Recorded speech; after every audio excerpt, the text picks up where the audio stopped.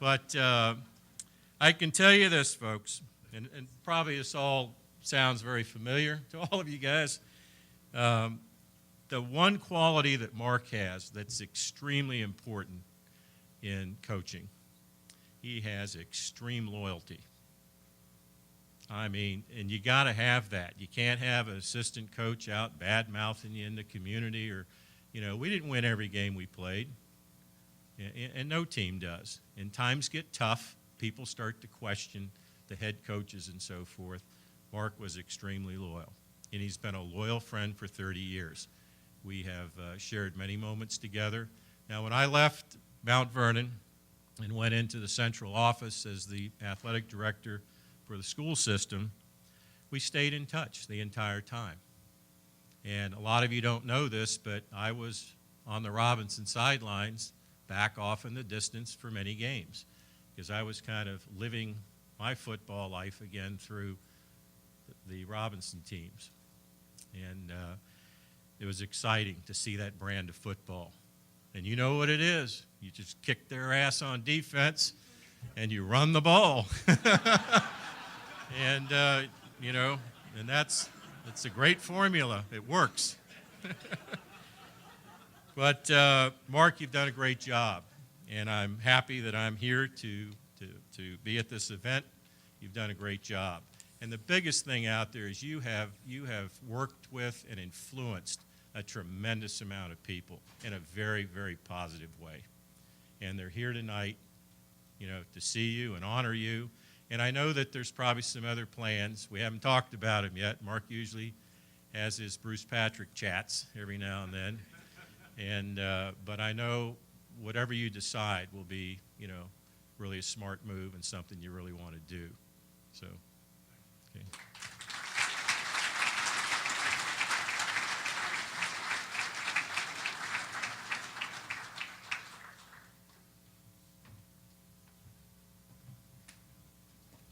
I need most of the people on that side of the room all the Mount Vernon players.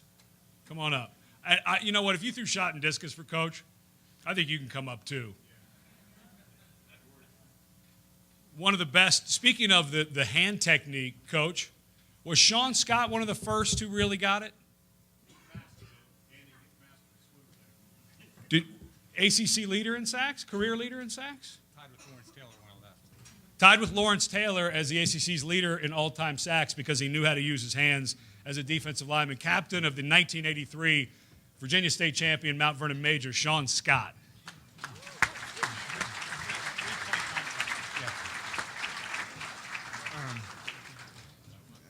First of all, it's an honor to be up here and a privilege. And I'm going to kind of represent this group right here because this was the early days. This was the fresh Mark Bendorf. And he, straight out of Virginia Tech with that Blacksburg mustache, and that black Corvette, and full of it. I mean, it was, and we, I had a good conversation with Coach Patrick, and it just tapped into so many great memories. And it really was right place, right time. And there's lots of words that people will use to describe Coach Bendorf, and the one word that I come up with is passion. The secret to his passion was it was contagious. He had a way of his passion to spread, and it definitely took a grip in my life. And I think one way I'm going to kind of describe how he affected this team here is I'm going to just give you my story, and I'm sure everyone has a similar story, similar to that, and all y'all can hear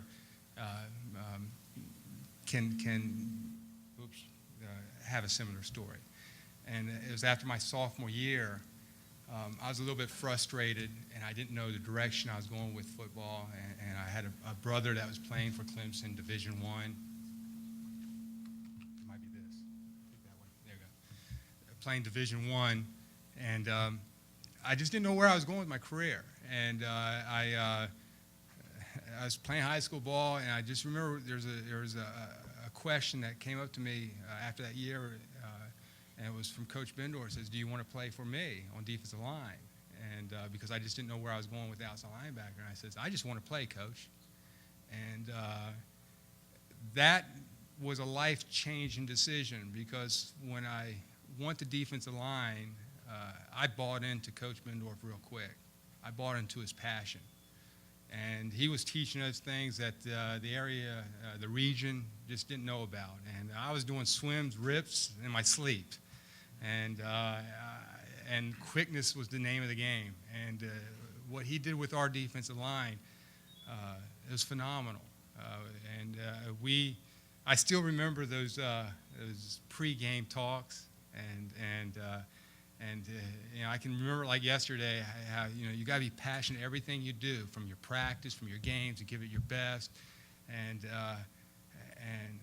our crew bought in, and we really truly felt that every game that we went into as a defensive line, if we did our job, we were going to win, plain and simple. And there's nothing could change that. And I look at everything that you did for me in those early years. It really developed me as a person.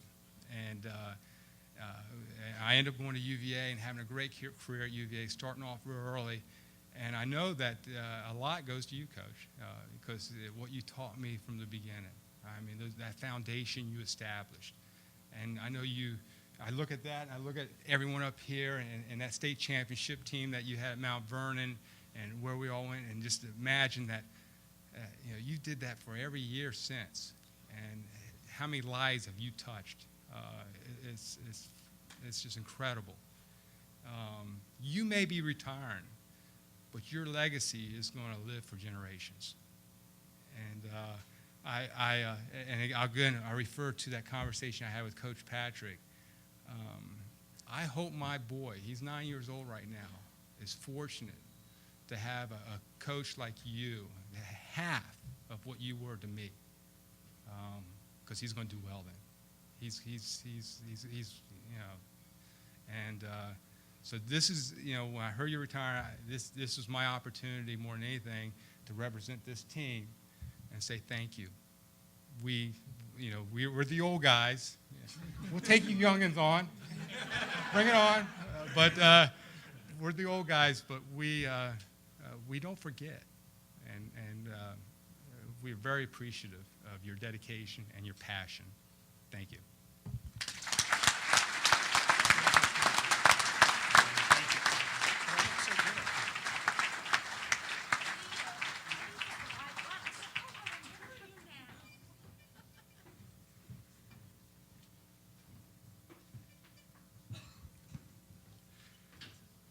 Now, I'm noticing a theme.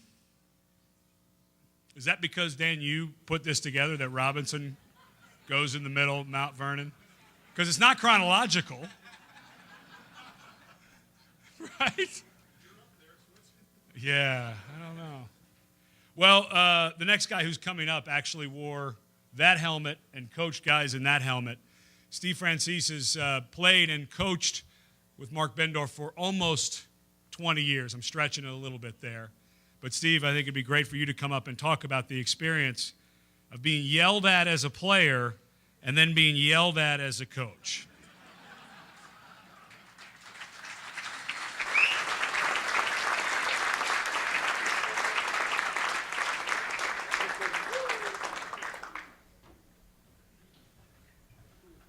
When I was asked to, sorry, Danny. When I was asked to come up here and speak, to say the least, I was honored and humbled, knowing the company that Coach has been involved with for so long. Just a couple things. When you're with someone as long as I've been I've been doing some math here. I've been coaching with them for 15 years, and some of you have the option at you're selecting on what days you can see them. Since I coach and teach with them, I saw them every day, so I got to see things in a different light sometimes. So there's some things there that are fairly interesting. But a couple things that and then I'm not going to come up here and roast, but there are just a couple things that I do want to mention in terms of the coaching. I always felt it was kind of strange to have on the coaching staff a fashion coordinator assigned to one of the coaches. And whatever year it was, that coach would be assigned, and we'd say, Coach, whoever it may be, Coach, what would be the attire for the game? And Coach would say. And, you know, I kind of never really sank in why Coach Bendorf didn't give us the prescribed uniform. And then the one day we were playing, oh, my Lord, it was a big game. It was a regional playoff game. I know all the newspapers were there. I just remember vividly like it was yesterday. And a lot of coaches, when they come for the big game, they're in there and then they're prancing around with their little suits and things and that. Coach Bendorf comes out with some blue pants, like a blue sweatshirt, and one of those hats that when you sled, it has like the little pom-pom on the top, and it was like really high. And I remember me and Coach Grodnick just kind of looked at each other and chuckled. That was, and that's maybe why he went up to the press box so he didn't see what you had to wear. The next thing I just wanted to, in terms of the cigars, we deemed that it was acceptable and legal to venture into the cigar territory. And I believe it only happened on 2 games where we actually had to make use of those products on the field of play at the end of the game. The first one was Good Counsel, and that being at a private school up in Hyattsville, Maryland, we said, you know, the hell with it.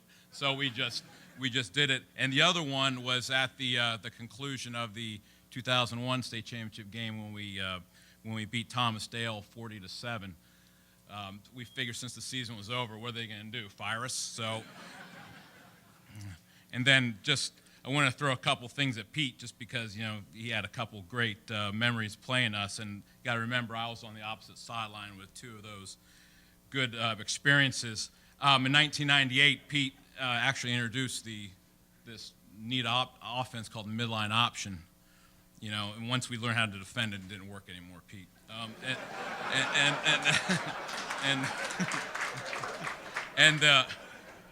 But I will say the 2002 game, that was an incredible game. 2 great teams. Yeah. We just took you lately, that's all. I got to be careful with what I say for now. My future actually depends on it.